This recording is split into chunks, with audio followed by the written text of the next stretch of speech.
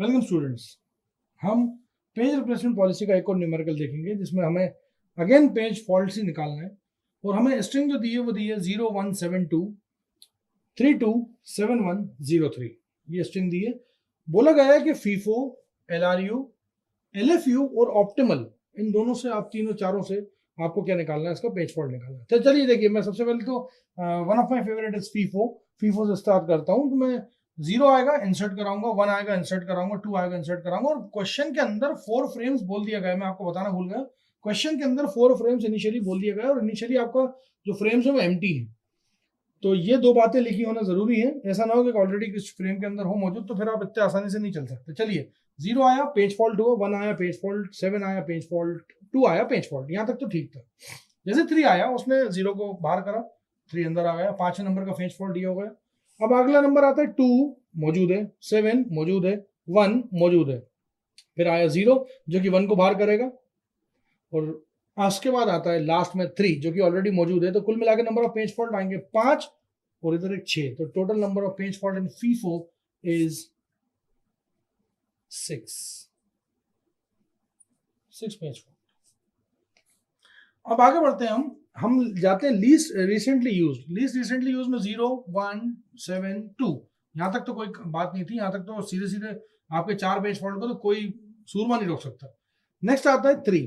तो 3 को आप जब देखेंगे तो आप उल्टे क्रम में पढ़ेंगे। 3 के साइड में लिखा है 2 7 1, तो 2 7 1 को छोड़ दीजिए, 0 हो जाएगा, 0 की जगह पे 3 आ गया। फिर 2 ऑलरेडी मौजूद है, 7 ऑलरेडी मौजूद है, 1 भी ऑलरेडी मौजूद है। नेक्स्ट आएगा फिर से 0।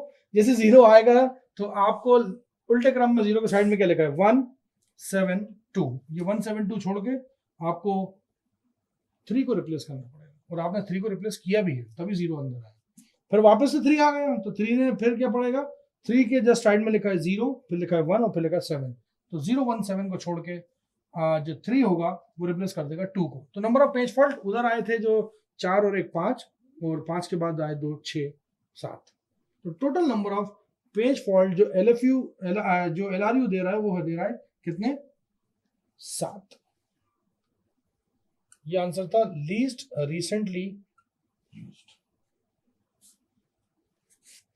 अब अगला आता है एलएफयू।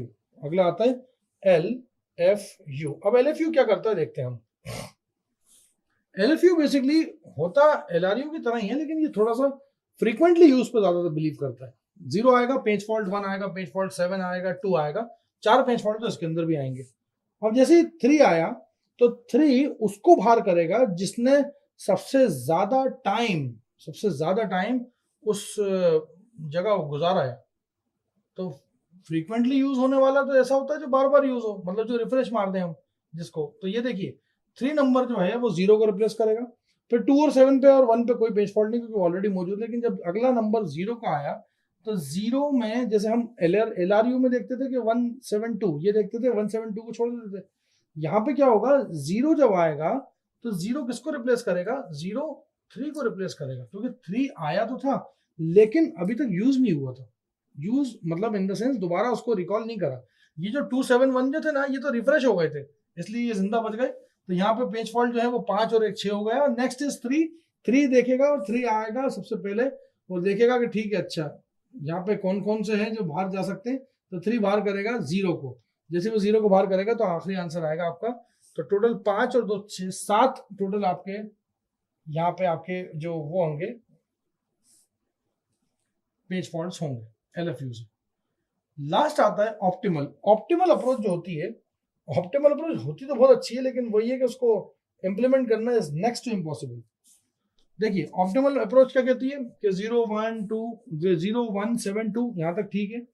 3 आया तो 3 ने 0 को बाहर कर दिया, वो भी ठीक है। 2 7 1 ऑलरेडी मौजूद है और उसके बाद उसने क्या करा, जैसे 0 आया तो उसने 1 को बाहर कर दिया, क्योंकि जो सबसे ज्यादा समय गुजारेगा उसको हम बाहर कर देंगे। तो कुल मिलाकर सबसे अच्छे पेज फॉल्ट जो है वो यही देगा। और मैं आपको एक बार दिखाना चाहता हूँ, वो ये दिखाना चाहता हूँ कि हमारा फीफो इतना बुरा भी नहीं है जितना आप समझ रहे थे उसको जब पढ़ रहे थे।